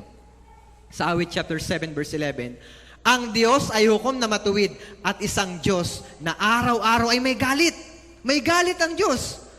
Kung hindi magsisisi ang tao, ihahasa ng Diyos ang tabak nito. Kanyang inihanda at iniumang ang kanyang palaso. May galit ang Diyos, hindi lang love. Justice din ng Diyos. Kung hindi ka maniniwala, may paghuhukom. Nagbigay ang Diyos ng babala sa atin. Tingnan niyo po, napakahalaga nito, pakiusap. Sa Matthew chapter 24, verse 37 and 39, babasahin ko, kung paanong sa mga araw ni Noe, gayon din naman ang pagdating ng anak ng tao. Yung anak ng tao si Jesus Christ. Sapagkat kung paano sa mga araw na iyon bago bumaha, sila'y kumakain at umiinom, at nag-aasawa at pinag-aasawa, hanggang sa araw na pumasok si Noe sa barko. At hindi nila nalalaman hanggang sa dumating ang baha, tinangay silang lahat. Ay gayon din naman ang pagdating ng anak ng tao. Pagdating daw ng Panginoong Jesus, pareho ang ginagawa ng mga tao noon sa panahon natin ngayon. Anong ginagawa ng mga tao noong time ng baha? Bago bumaha, anong ginagawa? Sila'y kumakain, umiinom, nag-aasawa. Masama po ba yung mga bagay na yan? Masama ba ang kumain? Hindi yan masama. Masama bang uminom, mag-asawa? Hindi po yan masama. Ang kasalanan nila, yung verse 39. Hindi nila nalalaman hanggang sa dumating ang baha. Tinangay sila. Ang kasalanan dyan, nakapokus lang sila sa material things. Busy. Saan? Physical things. Pagdating ni Jesus Christ, ang tao daw busy dyan. Kumakain, umiinom, nag-aasawa, pinag-aasawa. Explain ko po sa inyo, napakahalaga. Pakiusap, focus. Tingnan niyo po. Sila'y kumakain sa panahon natin ngayon. Ngayon lang nagbukas yung tinatawag na mga culinary school. Dati walang culinary school. Ngayon, busy ang tao sa pagkain. Bakit itinuturo sa school kung paano magluto? Kasi ang isip ng tao pagkain. May culinary school. May mga 24 hours na channel sa TV tungkol sa pagluluto. Gaya niyan, Pinasarap. Ano pa ito? Idol sa kusina. Mga cooking shows. Bakit? Ang isip ng tao pagkain. I-explain ko. Kakain mo sa umaga pa lang, paggising, ano nasa isip na? Ano kayang almusal? Gabi pa lang, kakakain pa lang sa gabi, anong iniisip ng tao? Ano kayang almusal bukas? Ano daw pagkain, almusal? Kakakain lang ng almusal, ano kayang tanghalian natin mamaya? Kakakain lang ng tanghalian. Ano kayang hapunan mamaya? Hindi pa nga natutunan. Ano kayang hapunan mamaya? Ang umiikot sa isip ng tao, pagkain. Nangyayari yan sa panahon natin ngayon. Yan tinutukoy ng Biblia. Yung mga tao pagdating ni Jesus, sila'y kumakain. Sumunod, sila'y umiinom. Sa panahon natin, ang dami nagbukas na inuman kagaya ng Starbucks. Ano pa? Shuttle's Best, Figaro. Ano pa? Yung uso ngayon, tea. Kaya nga may tinatawag na Serenity. Pag pumasok ka dyan, imagine, pag pumasok ka dyan, ilang oras mong iniinom ang kape? Nilalagok mo ba agad ang kape? Habang nakatambay ka sa Starbucks, yung inom mo, dahan-dahan. Inom. Tambay-tambay, ubus oras. Habang tumatagal ka, di ba sayang ang oras? Sayang ng oras. And then, maloko ka. May makikilala ka. Hello, anong pangalan mo? Ako si ano. Pwede may number mo? Maloko ka, mapupunta sa pag-aasawa. Alam niyo sa panahon natin ngayon lang nangyayari yung tinatawag na mass wedding. Dati, isa-isang pares ikakasal. Ngayon po, sabay-sabay na kasalang bayan, kasalang barangay. Busy ang tao sa pag-aasawa. Minsan 12 years old, buntis na. Mag-aasawa na raw. Sa panahon natin ngayon. Ano ibig sabihin niyan? Yung tao po, pagdating ng Panginoong Yesus, simple lang. Maraming ginagawa. Sa English, busy. Saan? Material things, physical things. Sabi ko nga sa inyo, yung sa Laguna, nag-seminar ako, kailangan nyo pong maligtas. Sabi sa akin, pastor, pag may bigas, ligtas. Pag walang bigas, utas. Ano nasa isip niya? Pagkain. Saan? Nandyan. Kaya nga, nakalagay sa Biblia, nakakatakot po. Yun nangyari sa mga tao. kung paano ang matandang daigdig ay hindi niya pinatawad bagamat iniligtas si Noe na tagapangalan ng katwiran. Nangaral si Noe. Gayun din ngayon, nangangaral tayo sa mga tao. Nangangaral ako sa inyo. Pero yung mga tao ayaw makinig. Nakalagay sa Biblia, tinan niyo po, sapagkat darating ang panahon na hindi nila matitiis ang wastong aral, kundi sa pagkakaroon nila ng makakating tainga, ay mag-iipon sila na para sa kanilang sarili ng mga gurong ayon sa kanilang sariling pagnanasa. Ang gusto ngayon ng tao, yung gusto niya lang pakinggan. Pag masakit sa tenga, ayaw ko na magsimba dyan, sakit sa tenga eh. Doon na lang ako sa amin, blessing, pagagalingin ka sa sakit. Bakit sa inyo nakakatakot? Hindi po ito pananakot. Yan ang nakasulat sa Biblia. Pinag-aaralan natin ay katotohanan. Anong mahalaga? Gumaling ka sa sakit na cancer. Sabi natin gumaling ka, sabi ng iba, Lord, thank you. Pinagaling mo ako sa sakit na cancer. Hindi po yun himala. Mamamatay ka rin. Paano kung namatay ka, hindi naligtas ang Espiritu, saan ka pupunta? Impyerno pa rin. Hindi po mahalaga yung pagaling pisikal. Ang mahalaga yung spiritual. Nakalagay sa Biblia, tinan niyo ito. Sapagkat anong mapapakinabang ng tao na makamtan ang buong sanlibutan at mapapahamak ang kanyang buhay? Sapagkat anong ibibigay ng tao na kapalit ng kanyang buhay? Ano daw ang silbi? Nasa iyo na lahat ng bagay sa mundo at yung espiritu. Mas matimbang yung ating espiritu.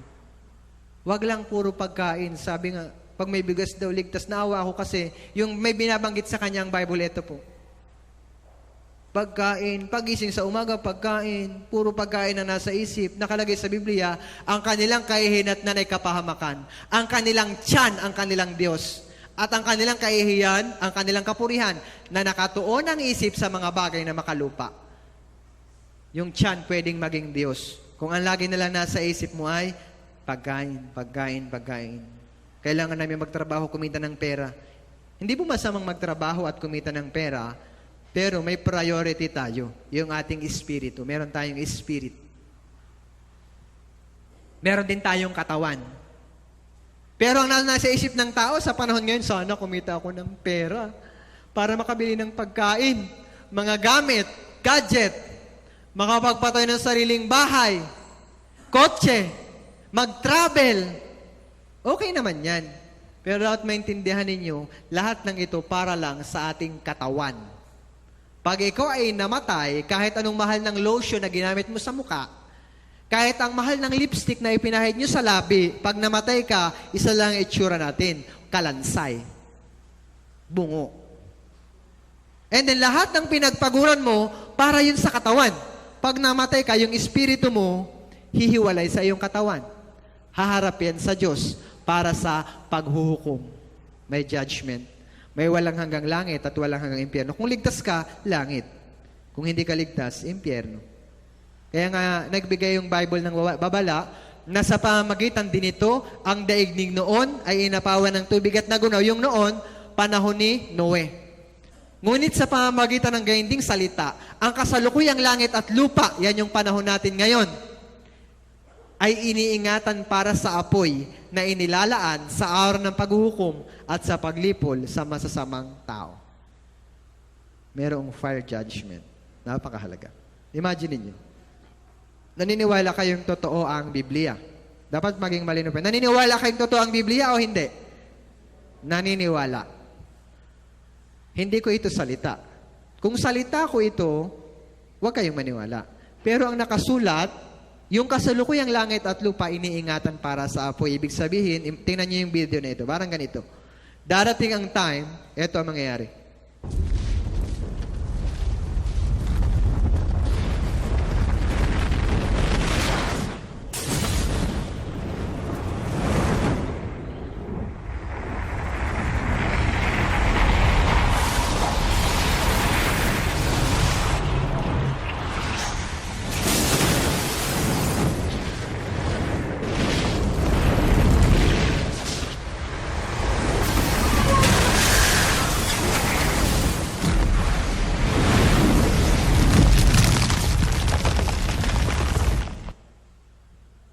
May tanong ako sa inyo. Kung ang isang bangko magsasara na, mag-i-invest ka pa ba ng pera? Halimbawa, may account ka sa BDO. Magsasara na nalaman mo. Mag-i-invest ka pa ba ng pera doon? yung mundo, nakalagay sa Biblia, papunta sa pagkasira. Mag-i-invest pa ba kayo dito? Imagine nyo, 20 years from now, sa palagay nyo, safe pa ba to? Ang dami na nangyayaring kalamidad. Pagpasok lang ng 2020, ang gulo na ng mundo. Paano kaya 20 years from now, mag-i-invest ka pa ba dito? So, hindi ko sinasabing masamang maghanap buhay, pero may priority yung ating kaligtasan. Kailangan makasigurado ka sa sarili mo na ligtas ka. Yan po ang nangyari nung panahon ng baha. So, baka iniisip nyo, nakakatakot. Ito po ay nagpapakita na mahal kayo ng Diyos. Sabi dito, hindi mabagal ang Panginoon tungkol sa kanyang pangako, na gaya ng kabagalang itinuturing ng iba, kundi matyaga sa inyo na hindi niya ibig na sino man ay mapahamak, kundi ang lahat dumating sa pagsisisi. Ipinapakita ito sa inyo ng Diyos kasi ayaw niya mapahamak kayo. Ito po ay warning, babala ng Diyos para makapaghanda. Meron nakapaparating na fire judgment na nakalagay sa Biblia. And then pagkatapos ng baha, ilang tao po ang naligtas? Ilan? 8. Mula sa 8, ang sabi ng Diyos, humayo na kayo at magpakarami. Punuin ninyo ang lupa.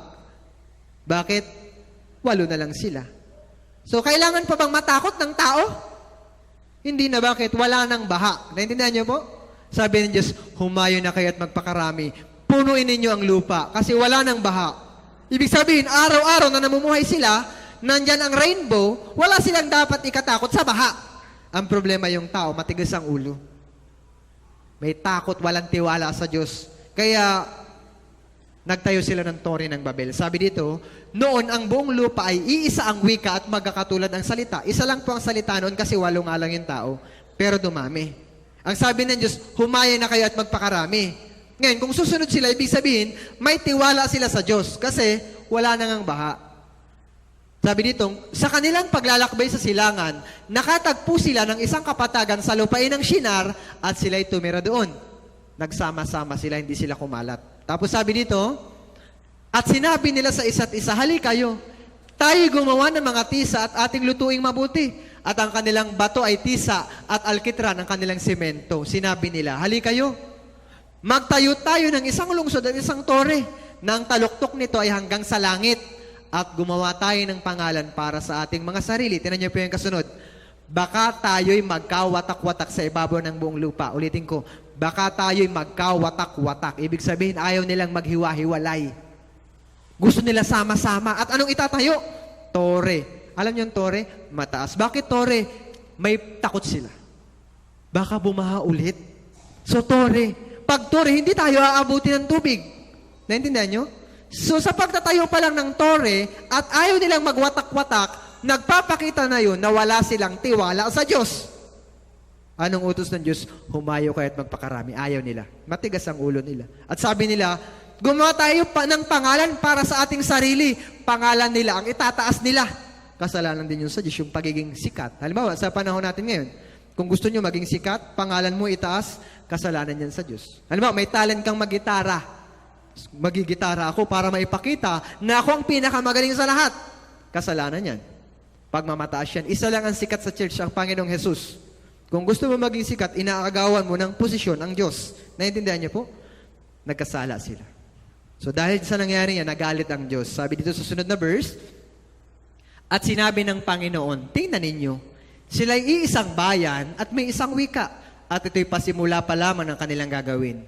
Walang makakapigil sa anumang kanilang binabalak gawin. Hali kayo. Tayo bumaba at ating guluhin ang kanilang wika upang hindi nila maunawaan ang pananalita ng bawat isa. Kaya't ikinalat sila ng Panginoon mula roon sa ibabaw ng lupa at huminto sila sa pagtatayo ng lungsod. Kaya't ang ipinangalan dito ay Babel, sapagkat doon ay ginulo ng Panginoon ang wika ng buong lupa. At mula roon ay huminto sila sa mula roon, yun po, ikinalat sila ng Panginoon sa ibabaw ng buong lupa. Nagtayo sila ng Tore ng Babel. Ganito. Si Noah, Ham, Shem at Japet. Yan yung mga anak ni Noe. May mga asawa yan. Ang sabi ng Diyos, humayo kayo at pagpakarami. So si Ham, dumami. Sa halip na kumalat, nagsama-sama. Nagtayo ng Tore na nagpapakita ng pagmamataas sa Diyos at walang tiwala sa Diyos. Dahil dyan, iniba ng Diyos yung kanilang wika. Saka sila naghiwa-hiwalay. Naintindihan niyo po? Hindi na sila magkaintindihan. Pakiabot naman yan, pwedeng ang pagkarin niya, pangit ka. Ano pangit ako? O nagkagulo-gulo na sila. Pwedeng ganun yung nangyari. Naintindihan niyo po? Kaya sisihin niyo yung Torre ng Babel. Dito lang sa Bicol, iba-iba ng wika. May ringkunada. Dito, ang anong bata? Aki, di ba? Ang baby. Pagdating niyo sa ligaw, akus. Akus! Yung sanggol, naging akus na sa ligaw. Pag pumunta ka dun, magulo. Yung salitang, mahal kita. So, check ko lang kung nandito yung video. Iba-iba din ang wika sa Pilipinas. Tingnan natin yung salitang ito. Dahil to sa Torre ng Babel. Palangga kata. Palangga kita. Palangga kita. Higugma ta ka. Kaluburanda ka. Palangga ka. Ang Maguindanao ng mahal kita ay galingan ko sa ka. Mahal kita. Gubayan akong ska. Ay ayaten ka. Ayatan ta ka, itawes ng mahal kita. Agay ayat. Adayo amin. Mahal kita, gigugma ka na ako. Gigugma ta ka mo. Or minahal kita. Palangga ta ka. Naamayo contigo. Hinigugma ko ikaw. Hinigugma ko ikaw. Sa atin, namumuot ako sa imo. Diba, iba-iba? Dahil yan sa Torre ng Babel. Isa lang yung wika, nag-iba-iba dahil sa katigasan ng ulo ng tao. Ikinalat sila ng Diyos. So, nasaan yan Babel? Nasa Iraq. Alay in Iraq. Napakahalaga niya na maintindihan niyo po yan. So, kaya kung susundan natin yung ating DNA para tayong magpipinsan tayo. Kung susundan yung ating DNA, wala nang purong lahi sa panahon natin ngayon. Naintindihan niyo po? Wala nang purong lahi. Imposible makakita ng purong lahi kung susundan natin yung DNA. So, panoorin natin yung ating DNA.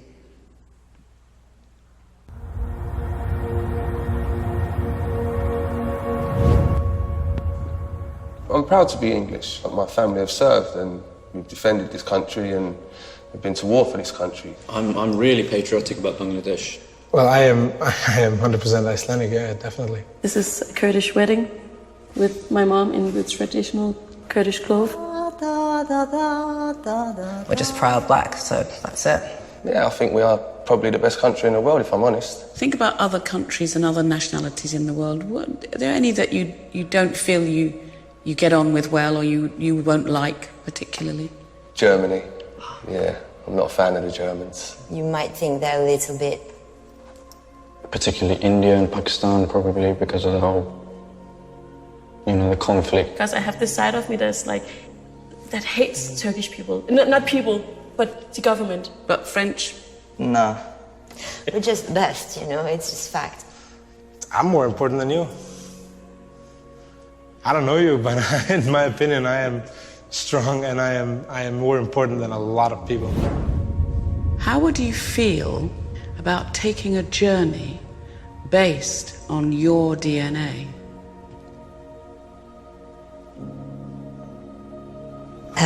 Yeah, I feel very intrigued. What could you possibly tell me that I don't know? So do you know how DNA works? So you get half from mum and half from dad. So 50% from each of them, and they get 50% from their parents, and back and back and back. And all those little bits of your ancestor, they filter down to make you. I need you to spit in this tube for me. You spit up to the little black line. That's a lot of spit. Right. The story of you is in that tube. What's it going to tell me? It's going to be, oh yeah, you're French, and wait, your grandparents are French, and wait. 100% Bengali. Solid Iraqi. I'm Cuban. You're going to tell me that I'm English, like I've told you.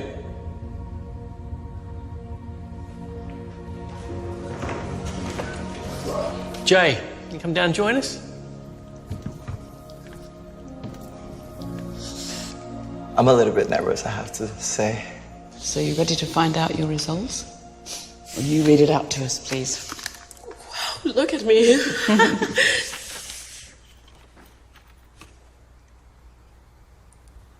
Oh my God.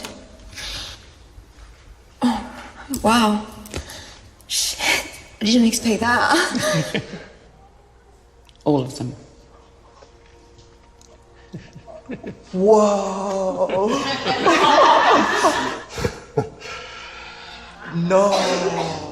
No. Caucasus, which was Turkish? Yeah. Eastern Europe, Spain, Portugal, Italy, Greece. I'm 32% British. What? Great Britain, 30%. Can we 5% German? I'm Irish. Yeah. So I'm a Muslim Jew. Great Britain 11%. Are you sure these results are mine? Eastern Europe? Iceland has definitely moved closer to Europe now. I'm gonna go a bit far right now, but this should be compulsory. There would be no such thing as like extremism in the world if people knew their heritage like that. Like, who would be stupid enough to think of such thing as like a pure race? In a way, we're all kind of cousins, in a broad sense. In a much more direct sense, you have a cousin in this room. Turn around and guess who it is.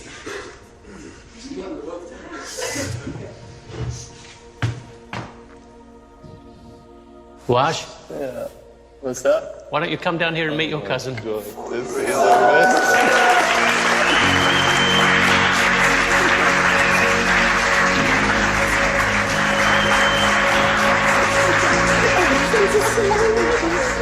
Did you know that? I didn't know I did. This is like, my heart's pounding right now, I swear to God. We met.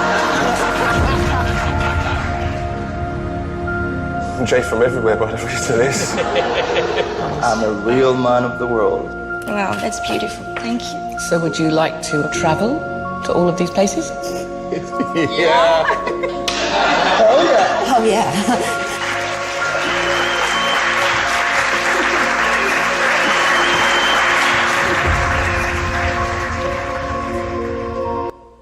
So kung titignan natin ako, yung lolo ko, narinig ko Kastila.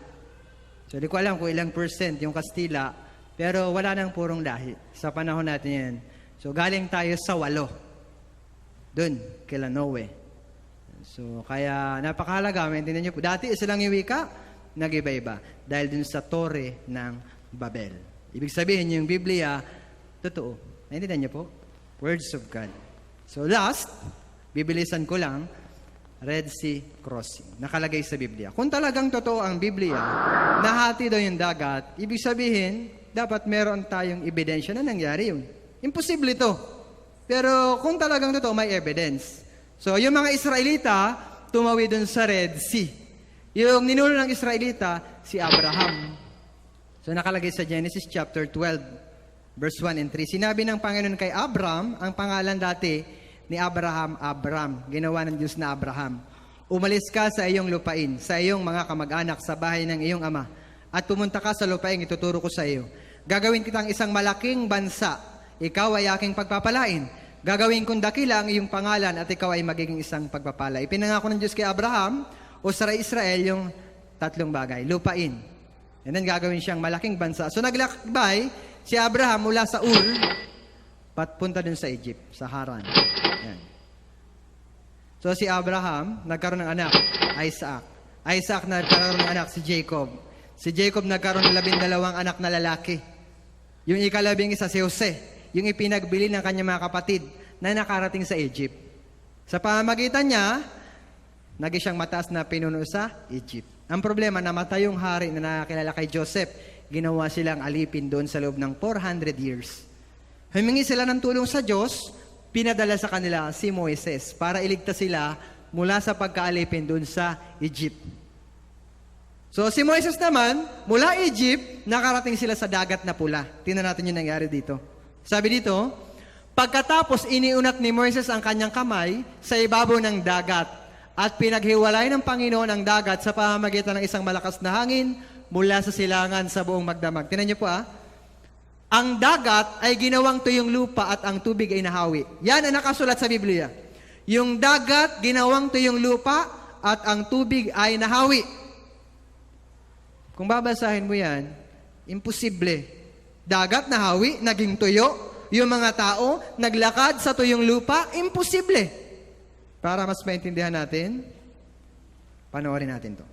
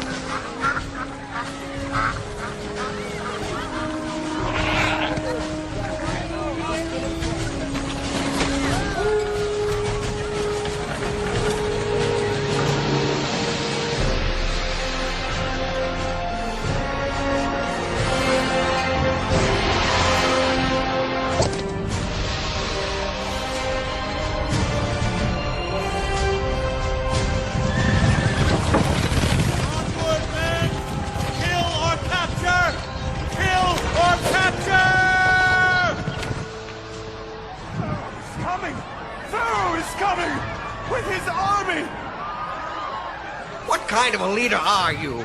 What do you mean, Dathan? This is suicide! Yeah! You've led us into the wilderness to die! I always said you didn't know what you were doing. Always! You've led us into a trap! We can't fight Pharaoh! Enough!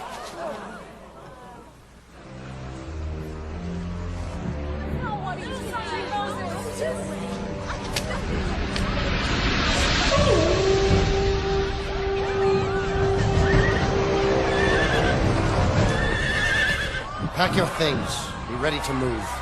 But Pharaoh! We can't fight Pharaoh! The Lord shall fight for you. I wonder what God told him. Sure we're gonna find out soon.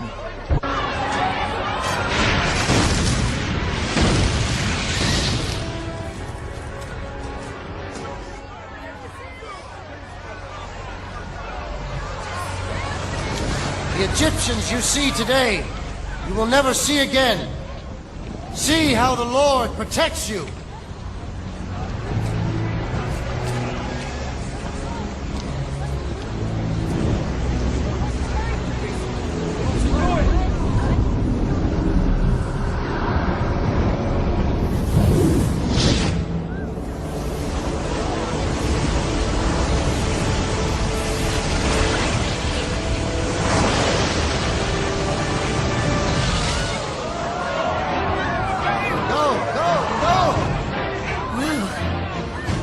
Shall we go? Yes, sister.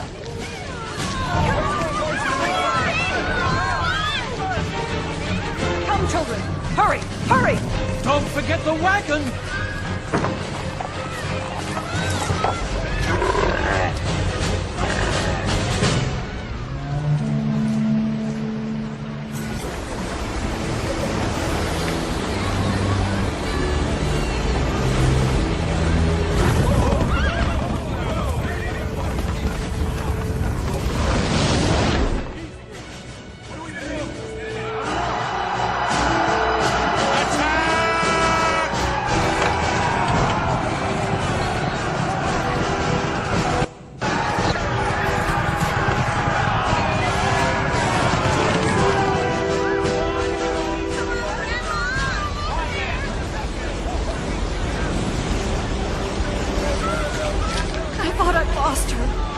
She wanted to see the fish.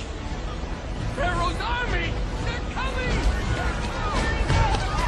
I told you they'd kill us. Didn't I tell you? They'll kill us all, thanks to you.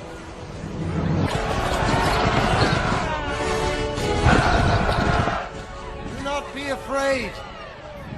Behold the salvation of the Lord.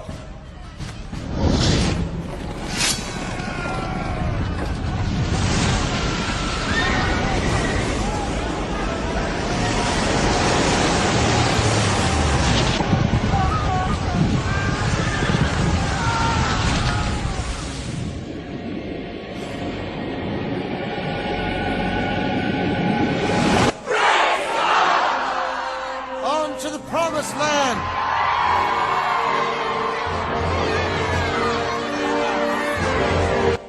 So, yun yung nangyari sa kwento. Tumakas sila sa Egypt, hinabol sila ng paraon. Yung paraon, yun yung hari ng Ehipto, kasama yung mga hukbo ng paraon. So, ginawa itong kwentong bata. Cartoons, kagaya na nakita nyo, ginawang kwentong bata. So, tanong, totoo kaya ito? May mga ebidensya ba na nagpapatunay dito? So, ito yung last na pag-aaralan natin ng evidence. Maraming evidence, pero kulang ang oras natin. Kaya, ina natin yung mga nangyari noon, nakasulat sa Biblia. Kung totoo, yung Biblia, dapat may mga ebidensya yung mga nangyari noon. Tingnan natin yung Bible verse na nakalagay sa Biblia. Napakahalaga nito, tingnan nyo po. Kanyang nilagyan ng bara ang gulong ng kanilang mga karwahe. Kaya't ang mga iyon ay hirap na hirap sa pag-ikot. Kaya't sinabi ng mga Ehipsyo, takbuhan na natin ang Israel, sapagkat pinaglalaban sila ng Panginoon laban sa mga Ehipsyo. Tingnan nyo po yung pula. Kanyang nilagyan ng bara ang gulong ng kanilang mga karawahe. Nakalagay sa Bible, mahalaga pa ba yung karawahe na yan? Ba't sinulat pa sa Biblia at nakalagay, ang mga iyon ay hirap na hirap sa pag-ikot? Mahalaga yan. Nakasulat sa Biblia kasi mahalaga, may kinalaman yan sa ating ebidensya. Yung lugar kung saan sila tumawid, may mga evidence. Nakita po yung gulong ng mga karawahe. Binanggit sa Biblia. Yung mga gulong ng karawahe, so may kita natin, sa unang pagkakataon, sinisid gamit yung robotic camera. Tiningnan yung lugar na pinagtawiran ng mga Israelita. May kita niyo po yung mga evidence na tunay na nangyari, yung nakalagay sa Biblia. Hindi po yan kwento, hindi yan alamat. Yan ay salita ng Diyos. Ibig sabihin, totoo yan. Panoorin niyo ito.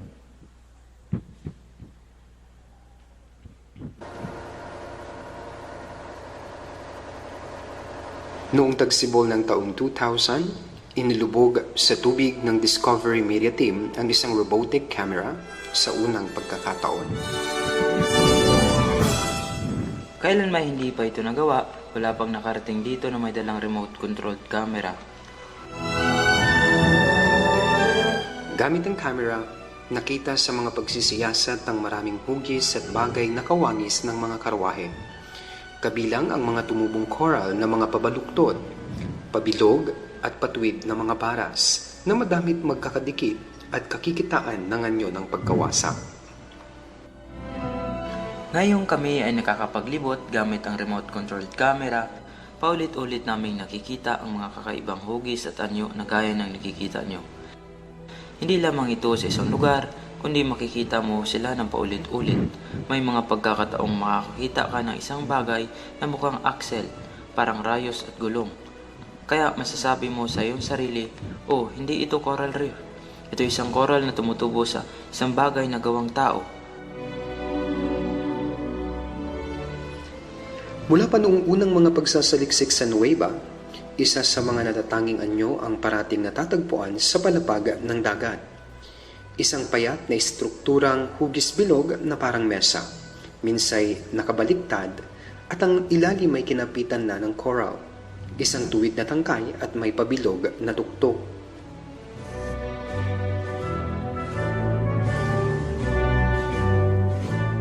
Tuwid o 90 degrees ang pagkakatayo nito sa pagitan ng isang bagay na mukhang aksel at gulong. Makikita mo ito sa iba't ibang paraan ng pagkakatayo at ang itsura nito ay ibang-iba sa karaniwang pagtubo ng coral. Sa gitna ng mga ito, kinunan ni Poncia ng larawan ng pabilog na bagay na ito na nakakabit sa mukhang nabaling axle o nahating gulong ng karwahe. Ang discovery na ito ay mahalaga dahil sa dalawang dahilan. Una, naitala ni Poncia ng hugis ng mga coral na anyong gulong. May mga sukat itong kawangis sa mga sinuunang ginagamit na karwahe ng mga Ehipsyo, direkta sa sinasabing pinagtawiran sa Nueva ng mga Israelita. Pangalawa, ang pagkakatuklas na ito ay nagbigay din ng patunay sa mga naunang katibayan tungkol sa mga hugis gulong na nadiskubre sa parehong baybayin ng Dagat Pula na talagang sumasang-ayon sa sinasabi ng Biblia. Tinunghayan ng Panginoon ang hukbo ng Ehipsyo at kanyang inalisan ng gulong ang kanilang mga karwahe. May evidence. Nakita niyo po? May evidence. Sinukat yung gulong ng mga karawahe na nandun sa Gulf of Agaba. Sinukat. Ikinumpara doon sa gulong na nasa Cairo Museum sa Egypt. Parehas po yung sukat. Parehas. Doon sa karawahe na nandun sa Cairo Museum. Napakahalaga ng evidence din. Bakit nakalagay sa Biblia? Merong evidence po yan. Ito pa, isa pa, napakahalagang evidence. Tinan niyo po ito. So, tinan muna natin ulit yung Biblia. Siya na sa dagat na pula ay humawi, sapagkat ang kanyang tapat na pag-ibig ay magpakailanman. At sa gitna nito, ang Israel ay pinaraan, sapagkat ang kanyang tapat na pag-ibig ay magpakailanman. Tinan niyo po yung kulay pula. Ngunit nilunod si Paraon at ang kanyang hukbo sa pulang dagat, sapagkat ang kanyang tapat na pag-ibig ay magpakailanman. Ano ang kinamatay ng Paraon?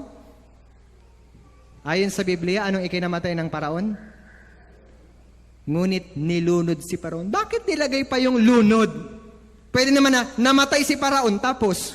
Pero nilagay, ngunit nilunod si Paraon at ang kanyang hukbo sa pulang dagat. Konektado din yan sa ebidensya natin ngayon. Nakalagay sa Bible, ibig sabihin mahalaga yan. Nilunod si Paraon. Yung Paraon yan po ay hari sa Egypt. Pag namatay ang isang hari, nilalagay nila dito sa Cairo Museum. Ginagawa nilang mami. Alam niyo yung mami? Ito yan, parang kung sa isda, daing, tinutuyo. Ito, ganyan. Tinutuyo yung katawan, pinipreserve. Mami. Tinan niyo yung kulay, dark brown at chocolate brown. Egyptian mami. Yung mga namatay na Paraon. Sa lahat ng mami na nandyan, may isang kakaiba. Ito po ang pangalan ay Menrepta. Ito yung normal na Paraon, tinan niyo yung balat. Kompleto yung pagkakatuyo. Pero sa lahat ng mami nandyan, may kakaiba ito, si Menrepta. Ayon sa Biblia, ito yung Paraon na namatay nung time ng Exodus. Opo. So, sa lahat ng mami na may kakaiba. So, tingnan nyo itong video na isa.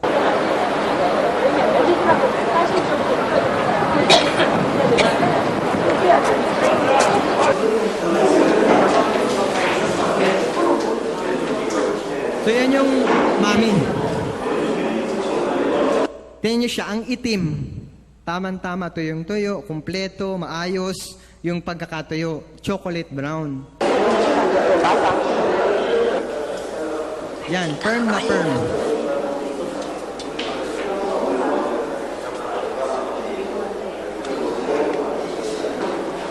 Pero ito, kakaiba. Si Menrepta. Tingnan nyo yung balat. Bawas na. Yung tenga niya, tingnan nyo, hindi na kumpleto. May bawas. Ano kayang ikinamatay niyan? Oh, bawas ang tenga. Gutay-gutay. Pati yung kanyang paa. Pag tininan niyo yung paa, gutay-gutay.